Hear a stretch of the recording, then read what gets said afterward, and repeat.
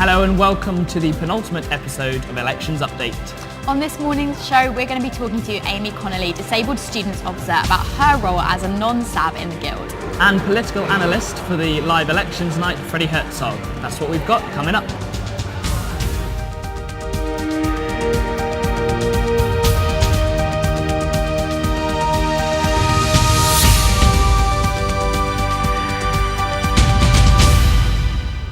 Thanks for joining us. I'm Josh Petty-Demonge. Unfortunately, there's no Catherine today, but I am joined by the lovely Alice Key.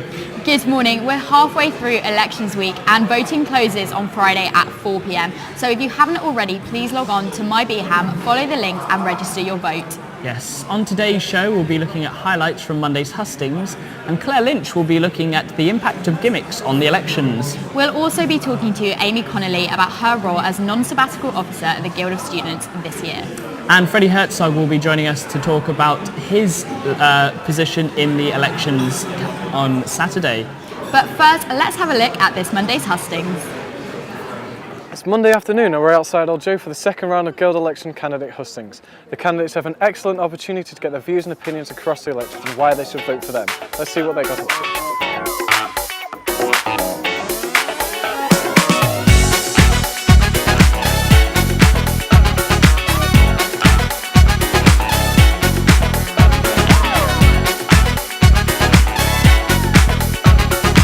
I hope the candidates are quite lively. We got through the weekend okay, still quite buzzing.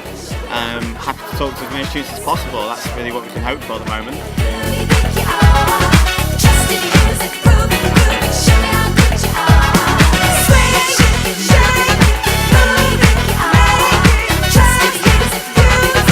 This has been a quick look at the second round of Guild elections hustings.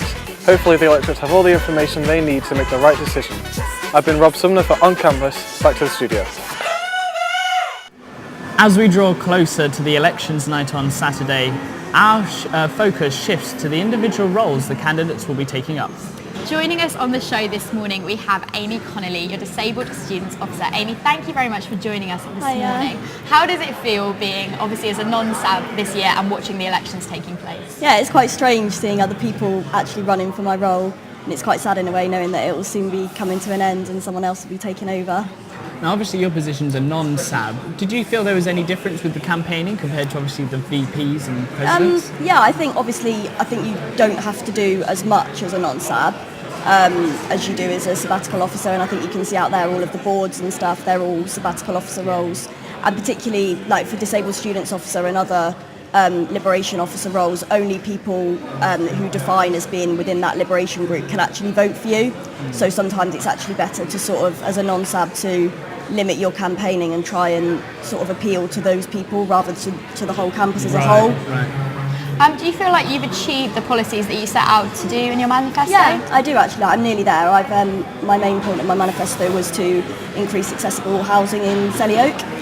I've spent a lot of time with the University Centre Accommodation Services, and I went round Selly Oak and looked at all the university-owned properties, and we've now got 3 of them being adapted in the summer, so that's quite a big achievement. I've also set up a database with the Year Abroad office to make sure that disabled students get sent on suitable placements abroad rather than just turning up and finding there's a flight of stairs to get to their accommodation. It's not ideal. And I'm also running a training day next month for lecturers on disabilities, so they were my 3 manifesto points. Oh, brilliant. Is there anything you want to see the future positions take on? I think it's important to have continuity. I think, it's no good me doing all this and then someone else coming in and not finishing it off. It's very difficult to make big changes in a year. Especially when it's sort of awareness campaigns, you can't just do it for a year and then forget about it. So I think I'd like whoever wins the DSO election, to sit down with them and to go through everything I've done and just to make sure those things get carried on. For example, the training day like later this month, that could be something that could be run every year. Obviously, the sabbatical candidates as a team, they have a lot of support behind them. Do you feel like non-SABs get that as well, or do you feel like you're kind of on your own sometimes? I'm not sure really. Like for campaigning, I think you probably do have a smaller campaign team than the SABs, but I don't know. I think, as I said, because you campaign less, I don't think you need such a big campaign team behind you, because like for Liberation officers, you're only campaigning to those groups that define into that group. So,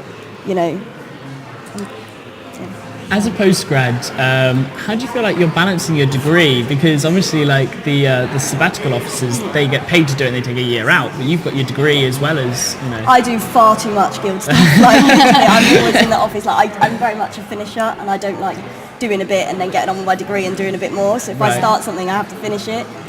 So because I do a law degree in a year as well, so it is hard. But I think it's just about sort of I try and dedicate a day a week just for doing guild stuff. But it's hard when you're constantly getting emails from students and you want to follow them up as quick as possible. It's just about being disciplined, I guess. Amy, thank you very much for joining us this morning. Now, as you've probably noticed, a lot of the candidates running for the 2013 Guild elections are running under a gimmick. But do these gimmicks make a difference to the campaign, and are the individuals still taken seriously?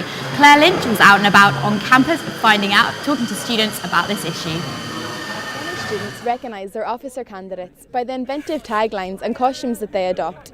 In reality, many students vote for free sweets and creativity over a solidly reasoned manifesto. However, in recent years, more and more candidates are choosing to run without a gimmick. The long-standing argument in favour of nicknames and costumes is that it engages hard-to-reach students. But with less than a quarter of us voting in the 2012 elections, how effective a form of marketing is a gimmick? In terms of sort of slogans and taglines, I think sort of when you base yourself more on a gimmick, that is kind of unfortunate and sort of detracts away from the main policies. I look more at policies rather than, if someone's gimmick looks good and stuff like that. I really respect everyone who's put so much effort in. I think maybe the posters and everything is too much effort. But if nobody did it, then nobody would have to do it, and the campus would look a lot better than it does now. While some find them patronising, others believe they inject a much-needed element of fun into the campaigning weeks. In May 2012, a motion was put to Guild Council to ban gimmicks in the 2013 elections, on the grounds that they distract from policy. It was not passed, but the motion raised a serious question. Does the importance placed on having a good gimmick make the elections nothing more than a contest of who can paint the most cardboard?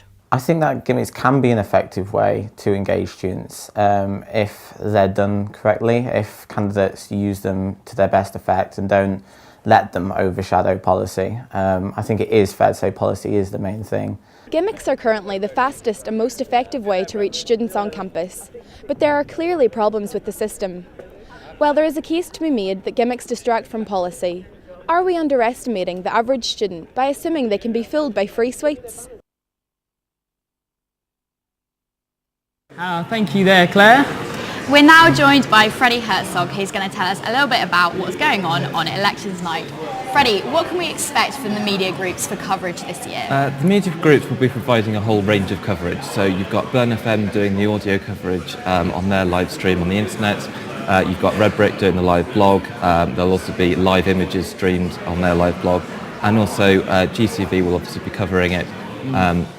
Both myself and Owen Erica will be kind of the political analysts of the evening, looking at the candidates' manifestos, what can be achieved, and actually scrutinising whether what's achievable in their policies or not. Okay, so as the political analyst, are you going to be sort of interviewing them? You said sort of scrutinising. Yeah, we'll be interviewing past, present and future sabbatical candidates. So a few will be coming back from last year to see how their year out of office has gone.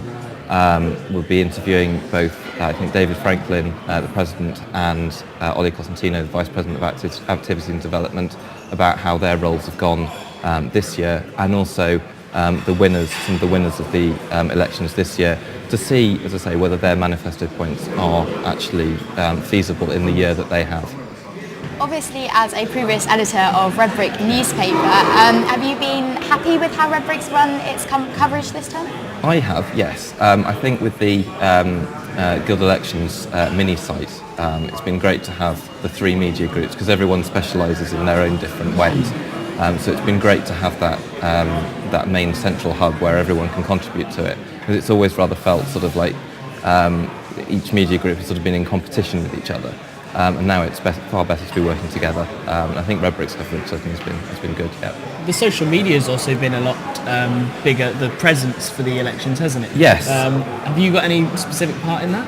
I haven't personally. I mean, I've been interested to see more. Every year there's more social media, more Facebook groups, more Twitters set up, more Twitter handles set up. I think it's good that people are engaging with the social media in terms of that. I mean, we, in terms of the live blogging for Redbrick, we have been trying to use Twitter more, not just the live blogging system, but also Twitter, Facebook, to get the message out there to as many students as possible. And do you feel like that social media presence and all the 3 media groups being together this year, do you think that'll make a difference to voter turnout? I hope so. I mean, speaking to students sort of in seminars who haven't been that involved with the Guild and sort of say, oh, are you going to vote? Oh, probably not, it doesn't affect me, which is a bit of a shame when people have worked so hard on promoting the elections. And I think that is a kind of more general feeling across campus, the apathy with the Guild elections. I'm not sure. I mean, I hope there is a higher voter turnout. The voter turnout, I think, is about 25% at the moment. It's not very good compared to the sort of national average. It would be far better to see a lot more people voting, especially when it's so easy online as well. Well, thanks for joining us today, Owen. Freddie. Freddie. As we said earlier on in the show, voting closes on Friday at 4 p.m. So please log on to MyBHAM and vote. I'm afraid that's all we've got time for today, but thanks again to our guests, Amy and Freddie. Definitely Freddie. I'm Alice Key. I'm Josh Petty-Monge. And this has been your Elections Update. Thanks for watching.